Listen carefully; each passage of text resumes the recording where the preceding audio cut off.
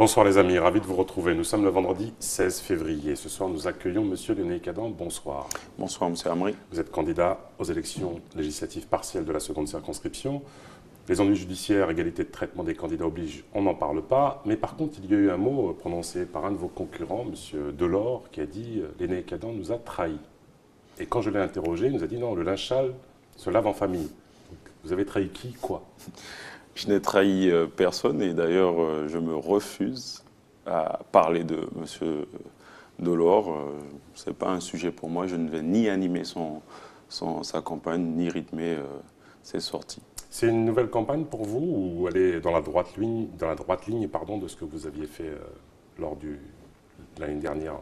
Bien sûr, c'est une nouvelle campagne, il faut convaincre, il faut faire beaucoup de pédagogie, expliquer ce qui s'est passé, expliquer la réalité du député aussi, parce que je pense que beaucoup l'ignorent et qu'il faut expliquer et démontrer à la population que chacun a ses compétences, chacun a sa tâche. De ne pas être intervenu au Parlement, de ne pas avoir proposé de rapport, etc. Expliquez-nous. Je pense que c'est un faux débat parce que quand on est parlementaire, on reçoit des associations, on reçoit des entreprises, on rythme les choses en se créant un réseau. Mais bien sûr, il faut se dire qu'il y a un temps d'installation. Il faut comprendre les mécanismes de là où on est pour mieux les utiliser et puis pouvoir faire le travail nécessaire. Nous avons, en tant que parlementaires de la majorité, beaucoup d'autres endroits, notamment lors de dîners, de déjeuners, pour discuter avec les ministres. Il ne faut pas simplement faire une intervention dans l'hémicycle pour se faire comprendre, mais je crois que pour les gens de l'opposition, c'est toujours un moment de parodie où on envoie plusieurs jours avant les questions au gouvernement, donc tout est prêt. Il n'y a pas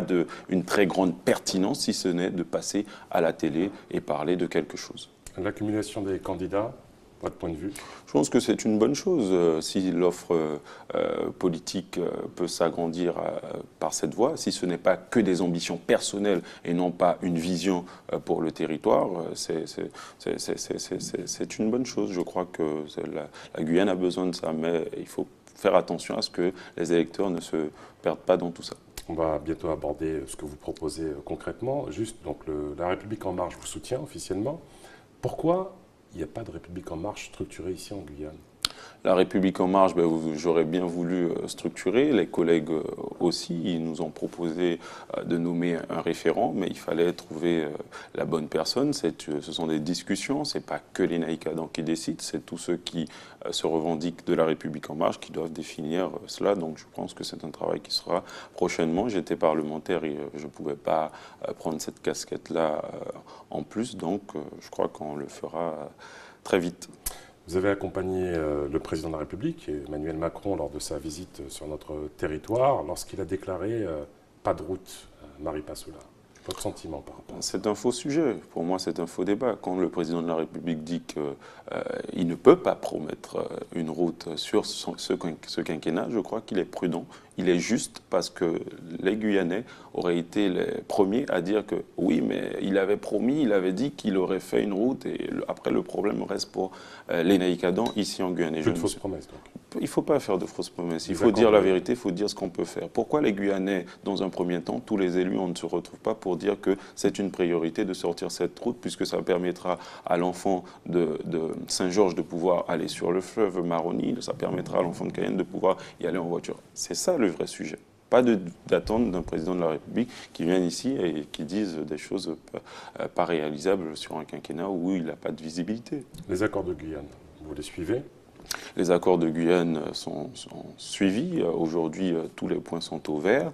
Et modestement, je dois avouer qu'il y a une participation de ma part, il y a une pression que j'ai pu porter, en tout cas auprès du gouvernement, notamment la ministre des Outre-mer.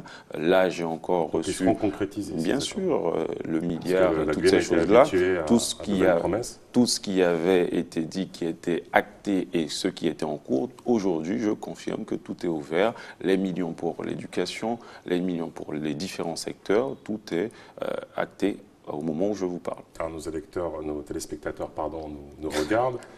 Le projet, et ce sont aussi des électeurs, parce que j'incite à ce que les gens aillent voter. Projet Montagne d'Or, pour ou contre? La montagne d'or, je suis plutôt favorable. Je suis favorable avec beaucoup de réserves et beaucoup de conditions. C'est-à-dire, c'est à la montagne d'or de rassurer les Guyanais, de démontrer ce qu'ils feront et que ce qu'ils proposent sera effectif.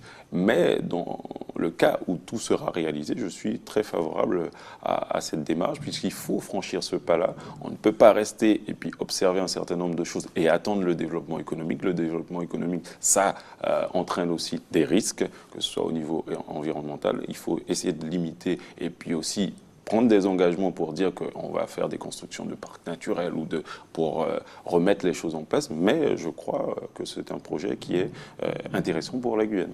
L'Ouest est confronté encore, je veux dire, de façon très très grande à l'immigration clandestine. Vous aviez évoqué au cours de votre campagne un hôpital international. Où en est-on? Parce que le président Macron a tenu des propos forts à son arrivée ici.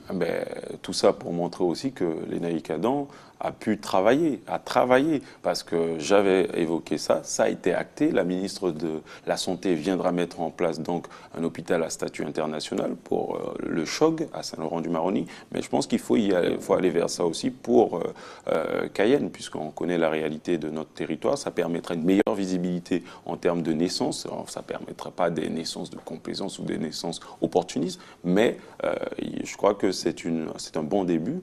Et puis, en termes d'immigration clandestine, ça montre tout simplement que l'état de droit est en train de vaciller et que l'État doit reprendre ses responsabilités et donc améliorer les choses en termes de contrôle et voir ce qui est possible pour ceux qui sont déjà sur le territoire. Est-ce que vous avez, parce que vous appartenez aussi à la majorité, à la CTG, en termes de construction scolaire, le lycée 4 à Saint-Laurent, il va se faire ou pas? Le lycée 4 va se faire, mais encore une fois, ce sont parfois des jeux politiques, des coups politiques, des choses qui retardent l'avancée des dossiers. C'est regrettable pour nos enfants, c'est regrettable pour l'Ouest, mais je crois que là, on tient le bambou et que ça pourra enfin sortir de terre. Alors, dernière question avant de vous laisser les 30 dernières secondes. Le député Serville avait plus ou moins dit qu'il préférait quelqu'un d'autre que vous. Vous seriez prêt, toujours vous, à travailler avec lui dans l'intérêt de la Guyane? Ce n'est pas le député Serville qui décide de qui choisira les électeurs de la deuxième circonscription. Je le laisse comptable de ce qu'il a dit. Mais moi, si je retourne à l'Assemblée nationale et on y travaille activement, je travaillerai avec lui sans prendre en compte et en oubliant ce qu'il a pu dire, puisque c'est certainement un écart de parole. Il vous reste 20 secondes, elles vous appartiennent. Je veux dire aux électeurs de la deuxième circonscription qu'ils pourront compter sur toute ma dévotion dans l'intérêt suprême de notre territoire pour continuer dans cette majorité présidentielle, puisqu'un député dans l'opposition est un député qui fait de la contestation, rien de plus, et qui ne peut pas obtenir des choses pour ce territoire, puisque nous ne changerons pas de président de la République entre-temps. Donc je crois qu'un député qui est à l'oreille du président peut être efficace et utile pour ce territoire. Monsieur l'ENAIC Adam, merci d'avoir participé à cette émission. Les amis, si vous êtes vraiment mes amis, allez voter, c'est très important. Les programmes continuent sur ATV Guyane. Tchambé.